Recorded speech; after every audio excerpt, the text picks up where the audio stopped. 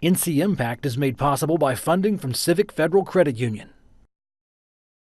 NC Impact is a production of UNC TV Public Media North Carolina in association with the University of North Carolina School of Government.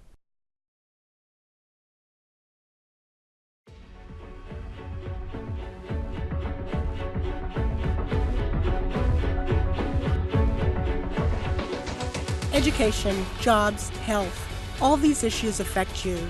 Leaders from across the state, people just like you, are working to make things better. The question is, could you do this in your community as well? I'm Anita Brown Graham. This is NC Impact.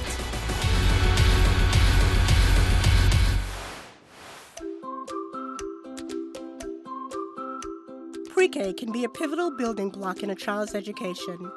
North Carolina has some of the highest quality pre-K programs in the country, but not every child has access to this kind of opportunity. Tens of thousands of eligible children are unable to go to pre-K, mainly because they can't afford it. Winston-Salem and Forsyth County are taking an interesting approach to expand pre-K.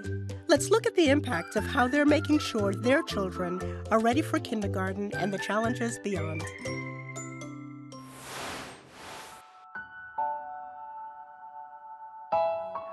About 3 years ago, we moved from Missouri, and I was trying to get some daycare for my oldest daughter, which at the time was 3 years old. It's really expensive without any help.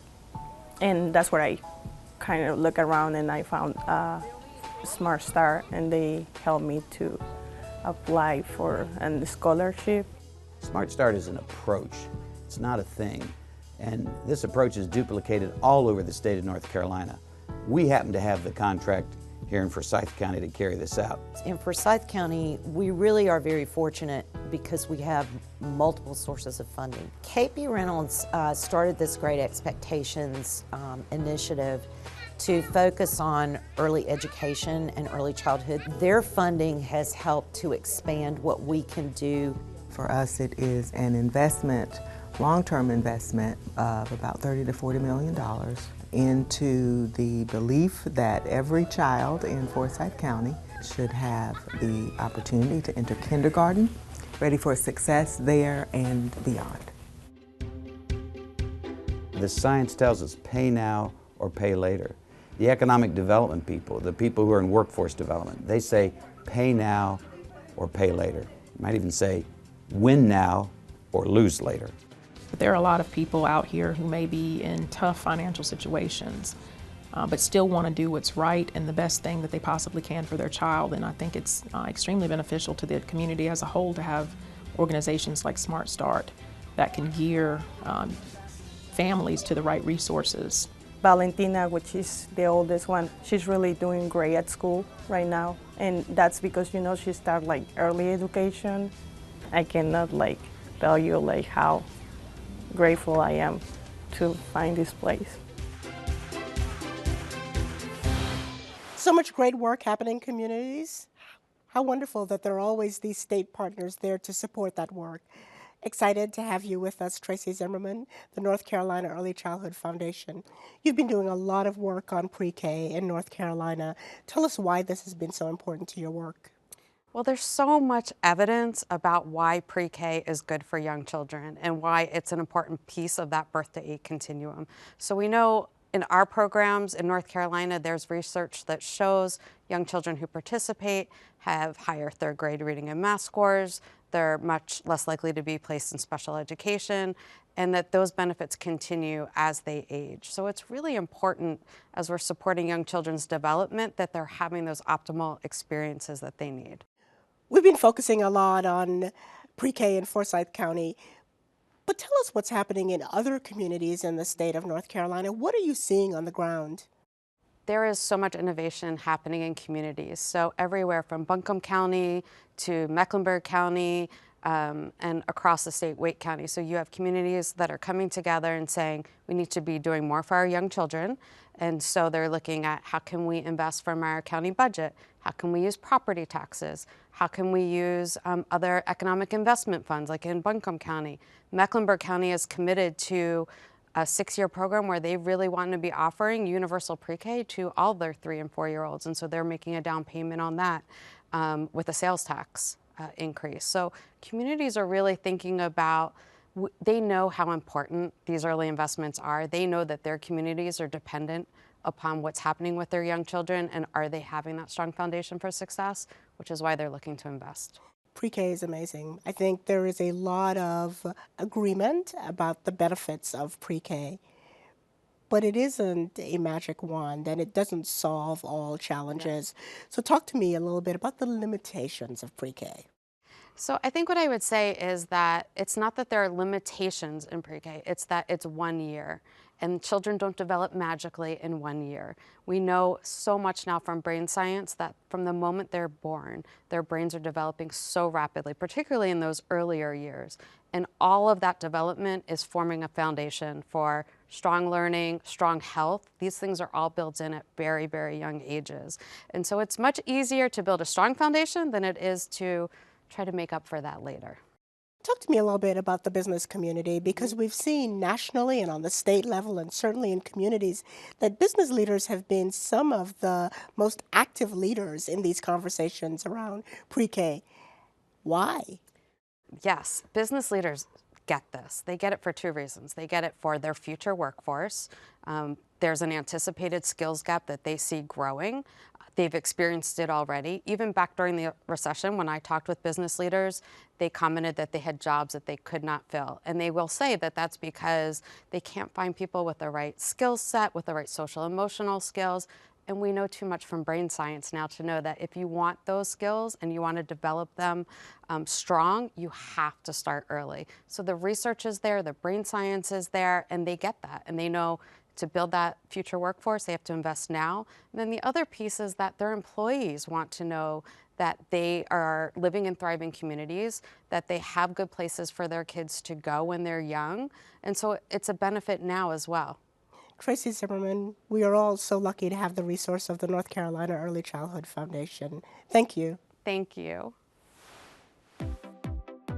The Winston-Salem business community is also investing in pre-K education as businesses look to improve the quality of their labor force. Let's take a look at the impact of schools turning to specialized curriculum. It shows it's never too early to start preparing a child for the workforce.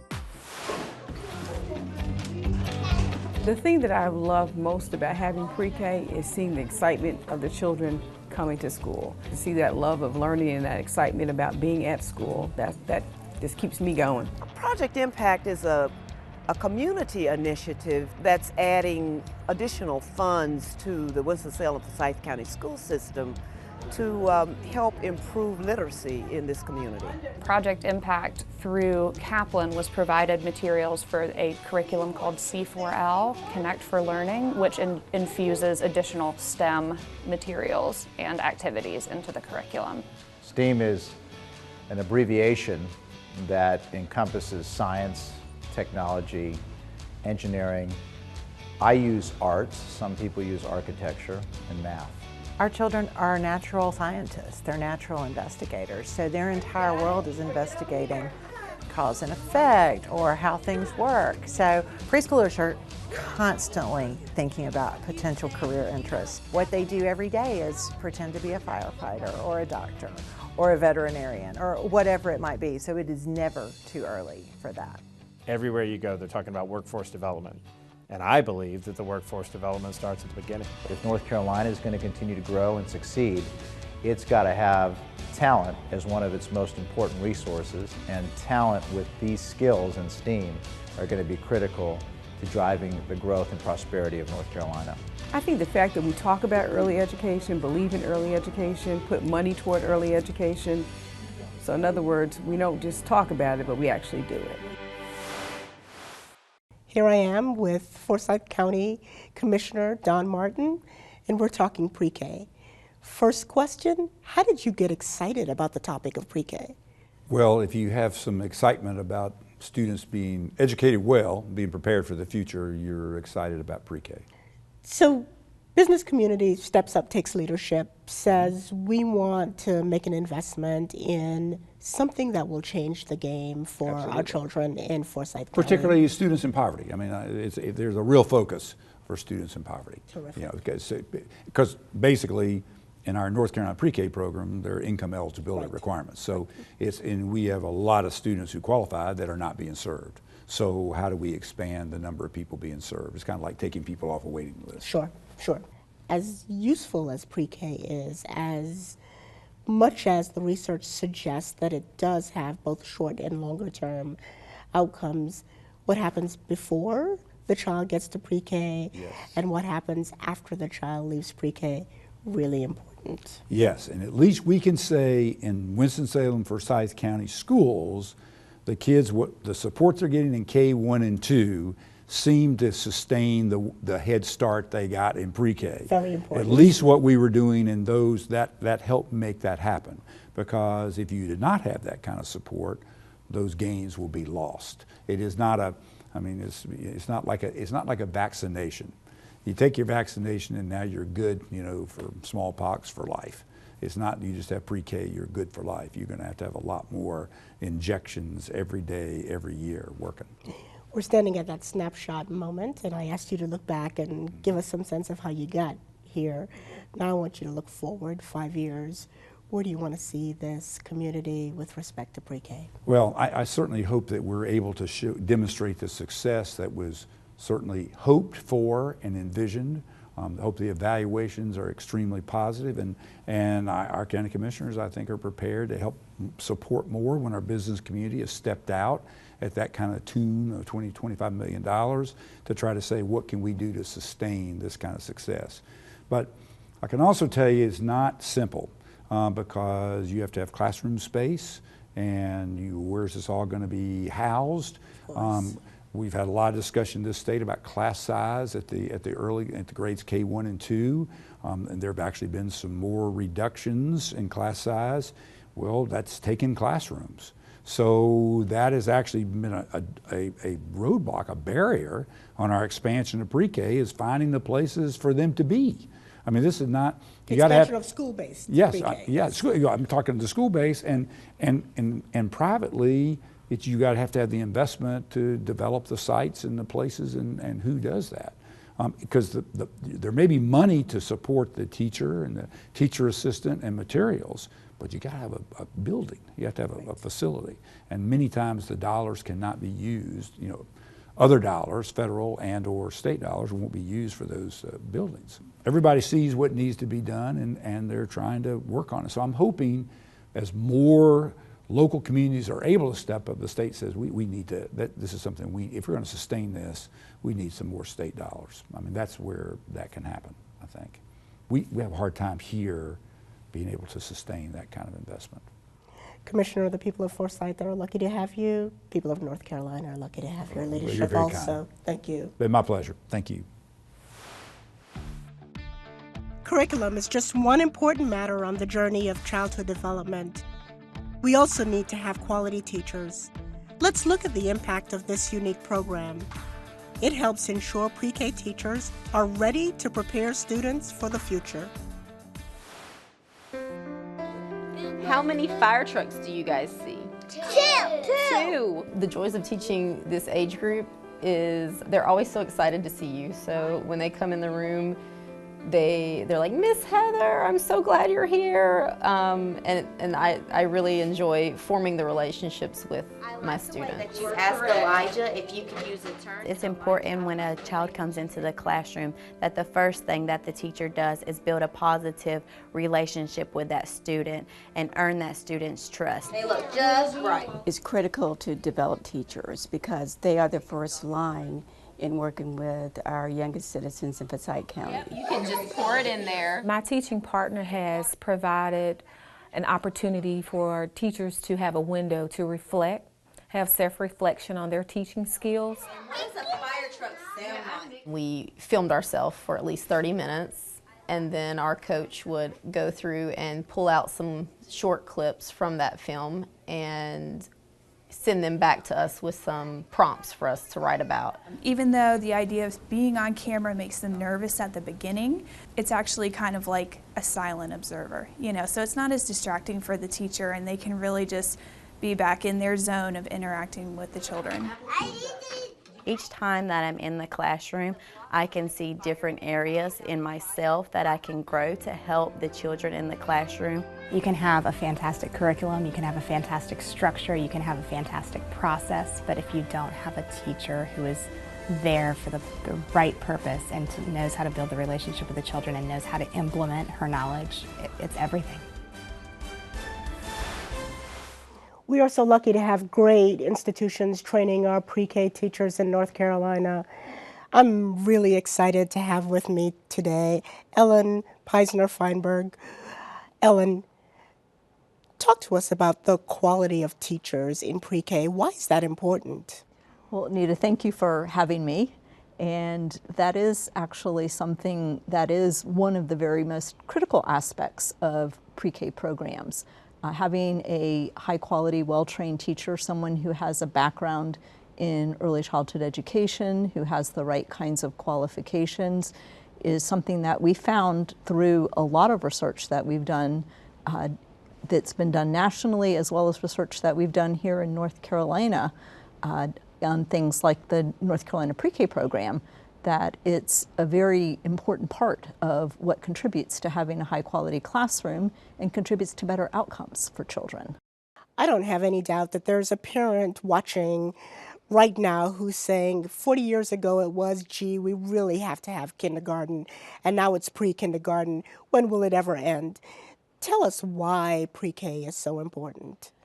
So there's a long history of research at this point showing the lasting and important benefits of early childhood education, that not only starting at kindergarten, but starting even earlier has a positive impact for children, that we find that it's important not only in the pre-K years, but even longer. We found that there's important effects in terms of things like greater educational attainment, reduced special education placement, higher earnings later on in life, less teenage pregnancy, that there have been cost-benefit analyses that have been done that show increased earnings of things like a return on investment, that is, of things like $7 to $12 for every dollar that's invested in early childhood education. So there is a lot of evidence showing that this is an important way to invest our dollars in early education. Ellen, what's the work that remains to be done? So I think there's always more that we can be doing. I think that we've got a really good program. I think it's had really strong and lasting effects, and that's been true from the time it's begun. But you look at it and there's always more that can be done. There's certainly areas that could be strengthened. We're always looking at what more can be done in terms of instructional practices. The program currently serves about 30,000 children, but there are over 60,000 children who meet the income requirements for the program. Some of them are being served in other kinds of programs, but there's still some children out there who are not, so there's always a need. And yet there's still children that could benefit who have even higher incomes, that the state made the decision to try to start serving the neediest children, but every child could benefit from this kind of program. So there's always more that can be done. I think the question is where the resources come from. And then, of course, that means that you've got that much more to evaluate going forward. And absolutely, I'd be happy to do it. We are really lucky to have you in North Carolina and learn so much from the work that you do. Ellen, thank you for being with us. Thank you for having me, Anita. We all share many of the same challenges in our communities, so why not share the solutions as well? Each and every one of us can make a difference. That's what having an impact is all about.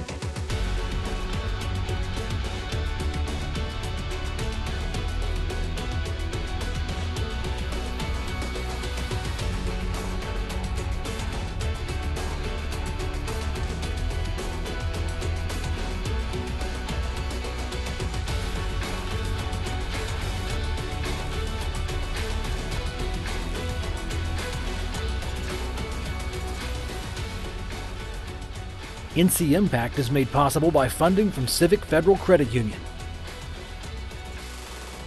NC Impact is a production of UNC-TV Public Media North Carolina in association with the University of North Carolina School of Government.